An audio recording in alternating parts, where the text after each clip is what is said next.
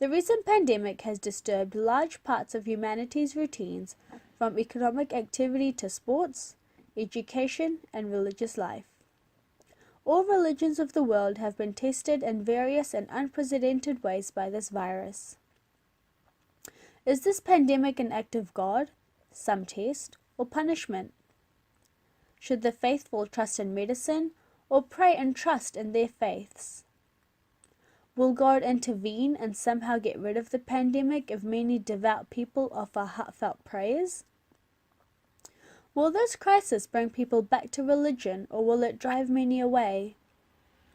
These are all valid questions, and these are fresh examples of the eternal debates between faith and intellect. How does one approach the above questions? From the religious angle, or from the rational scientific side? And how does one determine what is essential and what is just habitual in one's religious practice? Let us engage in one such enlightening discussion by our youths. The content has been developed by Alwaeza Farhana Zaveri, step teacher Ferina Bhaidani, and our content team members Junnade and Akyl.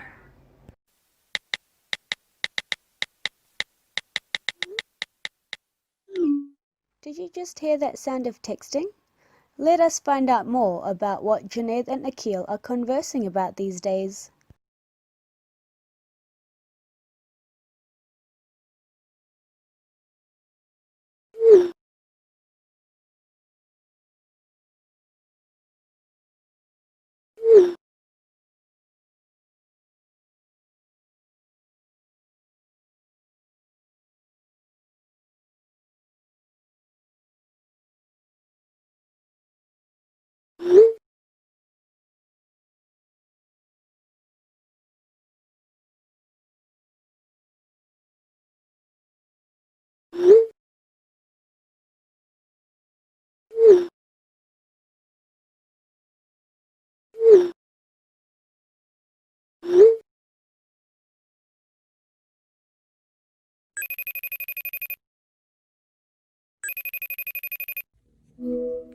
Hey, how are you? Not too bad. Trying to keep myself busy these days. Oh, interesting headline you said. Yeah, what a world we live in. Have you seen the other news? How all those religious leaders are staying open for prayers? How interesting is that? True, but I guess their faith is what matters to them. Before lockdown, most of us were super used to going to Jamaat, and now a lot of my relatives, my friends, me even, we feel that sense of disconnection, like something's missing, you know? Hmm. That's so true. I miss seeing you guys in Jamarcana. I guess we have to stay positive, right? Oh yeah, how so? Maybe we can now reflect on how diverse faith and practice can be. There are so many approaches to faith, aren't there? Look at our country's indigenous people. What about them? How old are their traditions? Like 40,000 years? And all this time they've used the dreaming and dreamtime stories to pass on so much knowledge and science. The dreaming. That's right, we can learn a lot from that, hey? Absolutely, but I think I should say whether we have faith in the dreaming or the Quran or the universe, faith without intellect won't get us very far. And in the same way, intellect without faith won't get us very far. What do you mean? If we work so hard with faith only and no intellect, won't we just be wasting our energy? Faith and intellect together gets us closer to our destination. Oh, I see. Well, faith and intellect are pretty broad, hey? I guess everyone has a different interpretation. Like, when my dad was growing up overseas, he always used to say, faith is like going to Jamarcana and saying your prayers, whereas, like, I guess intellect is like Google and studying. Yeah, you do have a point. Don't you reckon there's something similar in all our experiences of faith, though? Oh yeah, too true. I remember back in STEP, my teacher explained it pretty well. What did she say again? She said something about faith reflecting the human yearning for life's big questions. You know, like how we wonder how everything got to be how it is today, and why things happen in the world. I feel like in the religious context, faith is how we orientate ourselves to what we feel is bigger than us. I think the common experience of faith is our hope that we'll find meaning and fulfillment in life by relating that meaning and fulfillment to the bigger picture.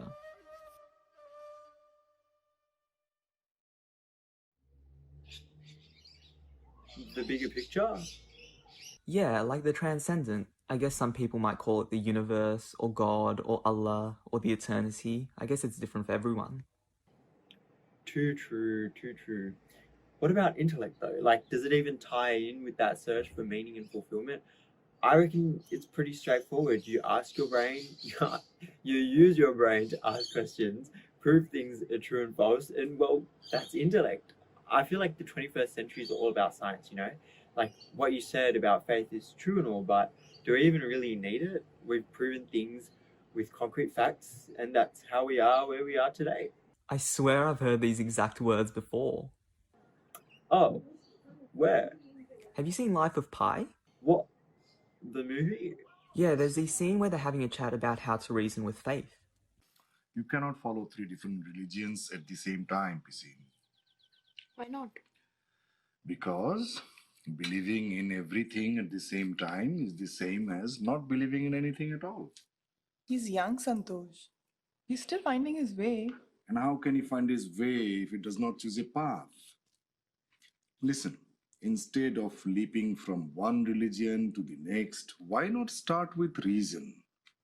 In a few hundred years, science has taken us farther in understanding the universe than the religion has in 10,000.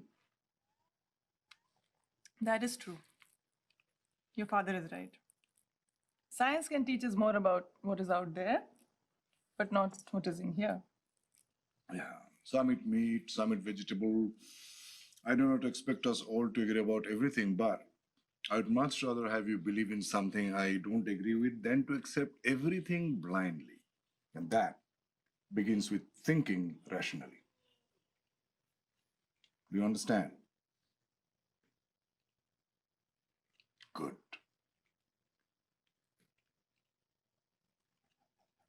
Oh, yeah. I remember that scene. What did he say? You begin with reason? Yeah, I don't agree how he separated that from faith though. What do you mean? I feel like for a lot of people, faith is just memorize and recite. You get me? Yeah, I totally see that too, but I think what he meant to say was that we should think about faith instead of accepting it blindly. Remember what we talked about in step classes? Oh, yeah. We'd always bring up those Quranic verses on reflection, remember? Ah, that's right. It's all coming back to me now. What would they say again? Something about God's signs being things to reflect on?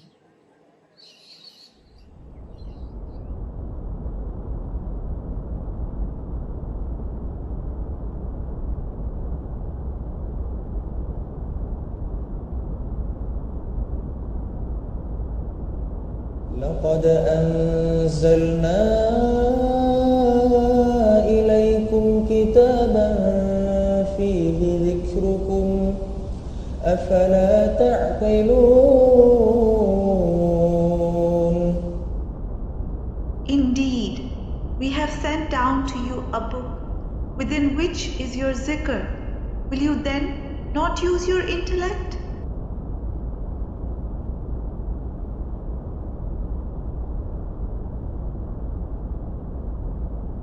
إن في خلق السماوات والأرض واختلاف الليل والنهار والفلك التي تجري في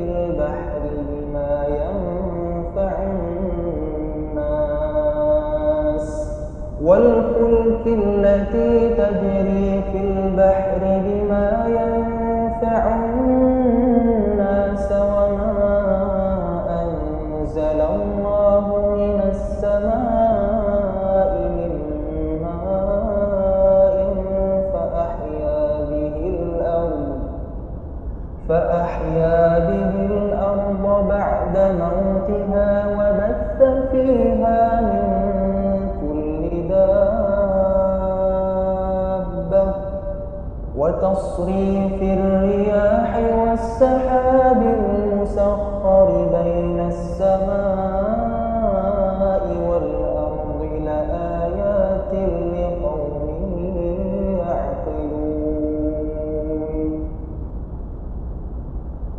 Behold, in the creation of the heavens and the earth, in the alternation of the night and the day, in the sailing of the ships through the ocean for the profit of mankind, in the rain which Allah sends down from the skies, and the life which He gives therewith to an earth that is dead, in the beasts of all kind that He scatters through the earth, in the change of the winds and the clouds which they trail, like their slave between the sky and the earth.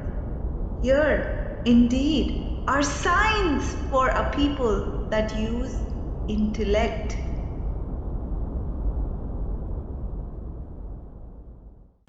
It's so explicit, like this rich Quranic tradition our faith is inspired by. It calls us to use our intellect.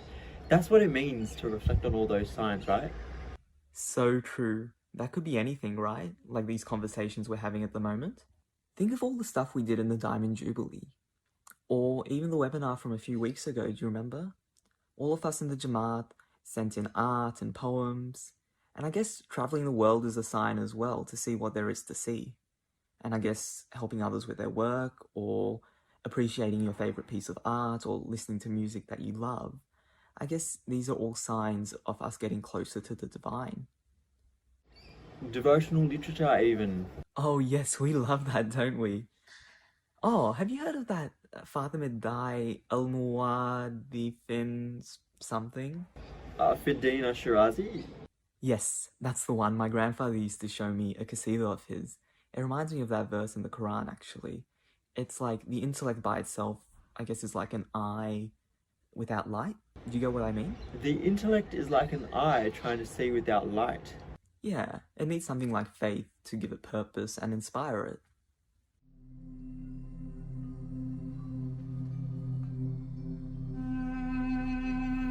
How many observers are there with eyes that cannot see?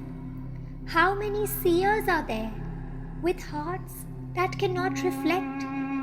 For the human eye to see, there are certain conditions.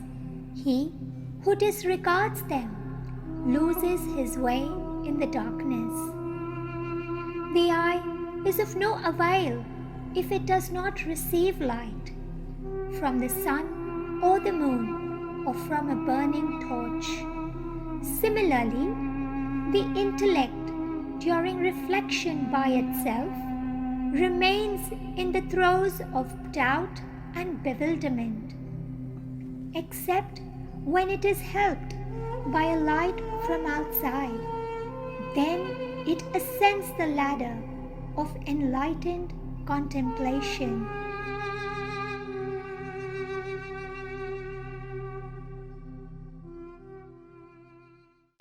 What do you think the light that helps you see is?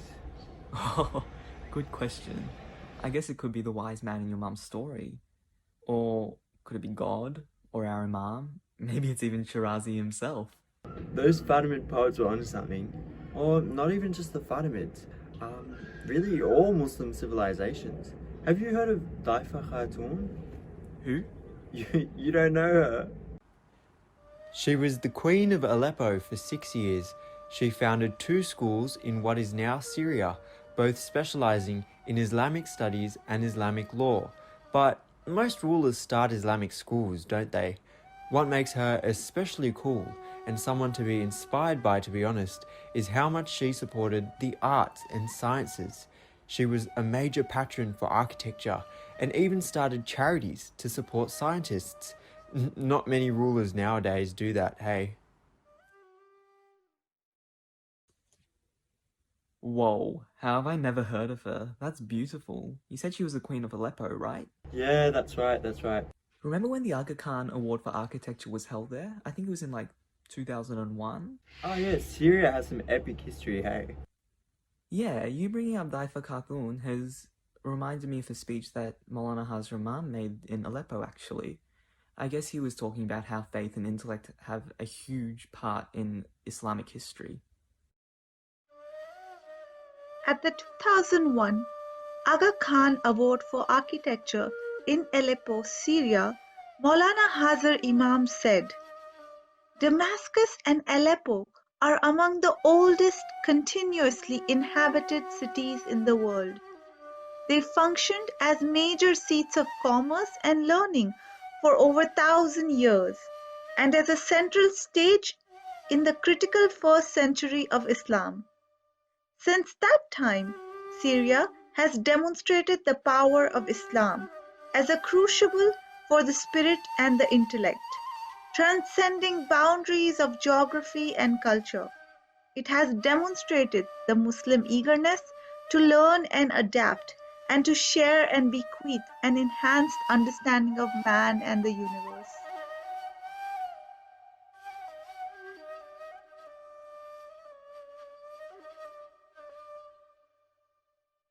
Oh, that's so beautiful and super true. I mean, if we used to emphasize such a balance between faith and the intellect in our history, why have we stopped? Have we stopped? I mean, I feel across the Ummah there isn't much uniformity in that balance. I reckon some communities use the language of faith more than the language of science to like navigate their lives. Does that make sense? Well, why should Muslims everywhere have the same balance, right? The Ummah is spread across so many different contexts. Yeah, true, hey, true. And for every context, there's a different balance between faith and intellect to be struck, right? What about our context? What about our context, I mean? What about it? What does that balance look like in our context? I mean, Muslims like you and me live in cities where we're surrounded by distinct language for science and then distinct language for faith. How do we use both? What does that balance look like? Well, in Islam, is that distinction made to begin with? Between the world of science and the world of faith, between our spiritual experiences and our intellectual experiences. Yeah, we don't really make that distinction, do we? I reckon in Muslim spirituality, they both weave themselves together. Like, why else would Hazrat Imam emphasize things like time and knowledge, Nazrana? Like contributing to the knowledge society and stuff? Yeah, whether it's an AKDN institution or like even our own personal TKN commitments, we're all trying to use our knowledge to improve the world, right? Yep, I guess our intellect isn't just Google, hey. Too true. Intellectual projects, like, they just look so diverse. Like, whether you're weaving or, you know, teaching someone a skill, you're using your intellect. Oh, remember my mate Rahim? He did this camp in Kenya with the AKDN where he got to like volunteer at local schools and served with his knowledge. I mean, whether you're in Kenya or Auckland or Perth, what really matters is you end up using your intellect to serve and just make this world a better place. Isn't that what knowledge society is? And why else would we want to improve the world? I get you. I guess it's a spiritual calling.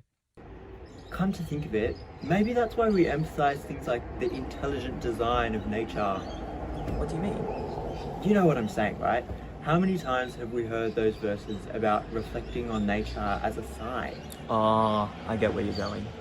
And intellectual ventures like science are, in a sense, us as human beings reflecting on those signs, right? Yep, I get what you mean. Hey, I feel like Hazrat Imam said something like this in a speech. Mate, there's a speech for everything, I reckon.